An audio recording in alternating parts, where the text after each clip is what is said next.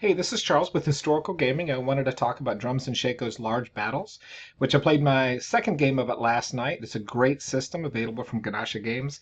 It's $8 for the rule set, and when you buy it, you get two different versions of the game. You'll get, or versions of the rules. You'll get a low color version, and then you'll get the high color version, which is this right here, which is really nice in case ink is an issue with you. And let's take a look at the rules and see how it goes.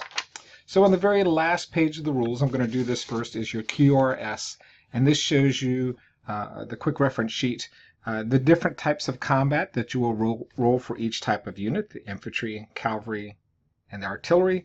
You'll see that there are modifications here for line, column, square, and march. So this game does have formations in it, which is really nice. As Colin explained in the video, the spacing in the game is crucial on how the combat is resolved. You've got approach modifiers, so when you come up to somebody and you're ready to attack, you go through an approach first before you actually go into contact. After the approach is resolved, you go into the contact. And then there's also artillery bombardment. There's also approach outcomes, which is over here, contact outcomes, which is over here, and bombardment outcomes, which is over here. That is basically the whole rule set, other than the drums and Shakos system itself, which is basically an activation system based on 1, 2, or 3 die. It's your choice. You can press your luck and go for 3 dice, or you can roll just 1 die.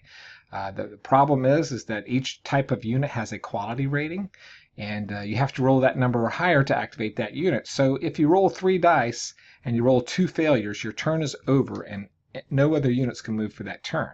So if you decide to be safe and move 1 unit at a time, you can roll 1 die, and you can either pass or fail. Now, one interesting thing about this system than most other systems is the fact that if you fail an activation, your opponent gets a chance to react to that. So he can select any one of his units and react in pretty much any way that he wants. And that makes the game really interesting. So the system is, you decide for each group of guys if you want to roll 1, 2, or 3 dice. And if you roll 1 dice, you can either pass or fail. That's simple as that. If you fail, your opponent gets a chance to react.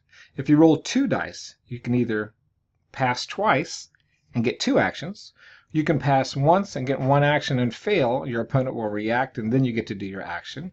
Or you can do 2 failures, and that will end your turn, and your opponent will get to do 2 actions to that. Very simple system. Spacing is very important in the game. The line and the column and the square and how those Napoleonic techniques come into the game are very interesting. Next, we'll take a look at the table of contents. You can see it's very clear, very easy to understand. You've got your different sections of the game broken down. So you've got actions and reactions, sequence of play, which goes here. And then we've got approach and contact, which we just talked about.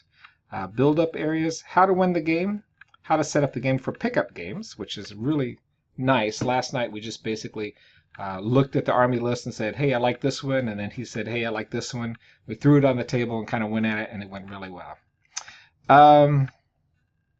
Historical scenarios are also go in here, and also the rules. I'm sorry, not the rules, the army list. Army list, which is really nice. Again, you can see it's very easy to read, a nice large type. There's nice examples of the movement sticks and how to mark things in the game. There are different levels of disorder in the game. So the first level of disorder can be any color that you want. It's typically green, yellow to red. And as those disorders, your units get disordered, it starts affecting your number of dice that you can have in the game and combat and things like that. Now, this is only my second game I've played of this, and I already have a pretty good grasp on the rule set. It's a lot of fun, very easy. Once you get going and everything like that, and if you watch the gameplay video, hopefully after we've talked about the rule book a little bit here, you'll be able to understand exactly what's going on. Here's your infantry formations. So as most of you probably know watching this channel, there's basically 4 types of infantry formations, which is line, getting ready to fire and preparing for fire. There's march, which is everybody in a line, and then there's attack formation. I should know this.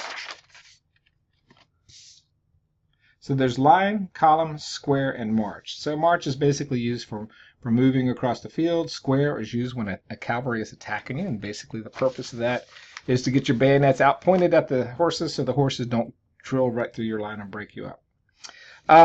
There's some nice modifications for square and things like that. There's nice rules as far as the placement of units, not getting them too close together, which is interesting when the disorder comes into the game and you start retreating back to your own units. And what's happened is your units will be too close together and you will have to reform as an action. So as you get later in the game and units are more disordered and units are closer together as from being routed and pushed back and things like that, you're going to have to use your reactions in order to fix that or correct that and regroup your units and get ready for the next attack, which is really, really interesting and really fun. So you have the commander-in-chief. Now also at the beginning of the game you'll roll a die to see some nice features of what your leadership quality for that unit is. There's also skirmishers built into the brigades, which is nice. And those are on the army list. And it gives you a plus and die when you're doing basically the closing move. And then once you go into close assault, the skirmishers don't matter, but it is nice to have that extra die. Again, you have the actions and reactions, so you're rolling your die does decide how many actions that you get, and then any failures turn into reactions for your opponent. Again, the double failure is the end of the turn for you, and it turns over to your opponent immediately. So even if you just tried to activate one unit, you roll 2 failures, automatically your turn is over. Reactions, reaction restrictions, when you can react, how to react. Again, all very clear, very easy to understand. Let's see. So we've got movement covered here, which is also on the QRS, or the quick reference sheet. It shows you how far you can move infantry in a line, infantry in an attack column, and very nice to learn these Napoleonic techniques of why being in a line slows you down, or why being in a column is faster. And as you put the units onto the board, you'll be able to see this in action. You can also do oblique movement, moving at up to 45 degrees sideways. There's lateral movement, moving sideways, but it slows you down. You can move backwards, also slowing you down. And infantry squares are covered here. So again, the rules are just super clear, easy to understand, all this. Artillery bombards up to 3 long, but there are modifications for each range. Line of sight, very simple.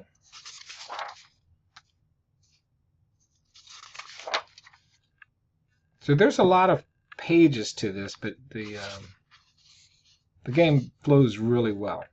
So here's their approach modifications and the approach outcomes. The approach is the advancing of an enemy towards you, and he has to stop within short. And then once he stops there, he has to resolve the approach itself before coming into contact with you. In order for him to get into contact with you, he will have to use another action to get there.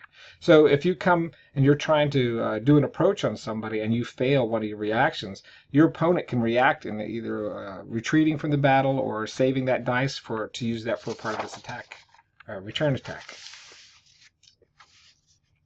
Retreats, built up areas, movement. All right, now winning the battle. So there's some nice explanation here as to how to win a battle. Penetration into enemy territory and victory and defeat. So there's also setups for pickup games. Basically, my opponent and I went through the army list and picked out which one we just liked.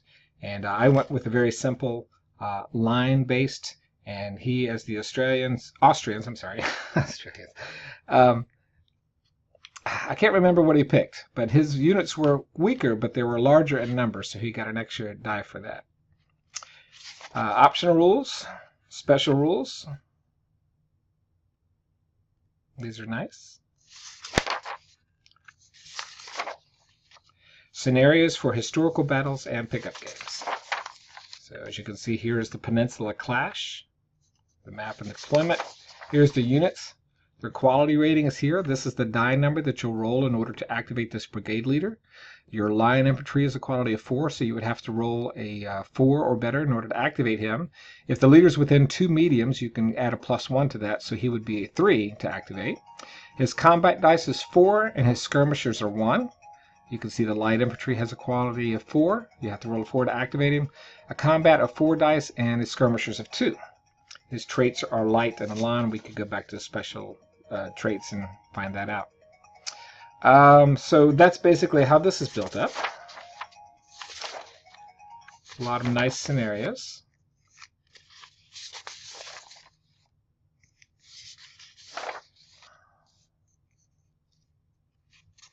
How to form a pickup game. So this is what we did last night. I chose the line infantry with 1 or 2 brigades. 5 veteran line infantry with a quality of 3, combat of 5 dice, and 1 skirmisher, and they were determined. The different periods are here. There's the Austrian, the Prussian, Britain, and Spain. Scales and unit, we played with 15mm, which seemed to work really well with this. As far as basing goes, I think 3 figures in a line per base works really well, just because you can do the design of all the formations with that fairly easily.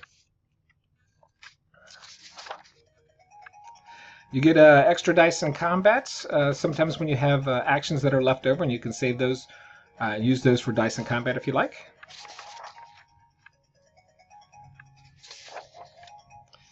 The order of battle. Available rules from Ganasha books, Ganasha Games rulebooks, and that's pretty much it. Again, it's a great system. I hope you get a chance to try it. A lot of fun, very simple to understand. If you get a chance to watch the video, it's about 2 hours long, but it is well worth watching this video first to get a brief idea of how the things work, and then Colin does a great job of explaining the actual rules and how they play out. So I hope you enjoyed the video, and take care.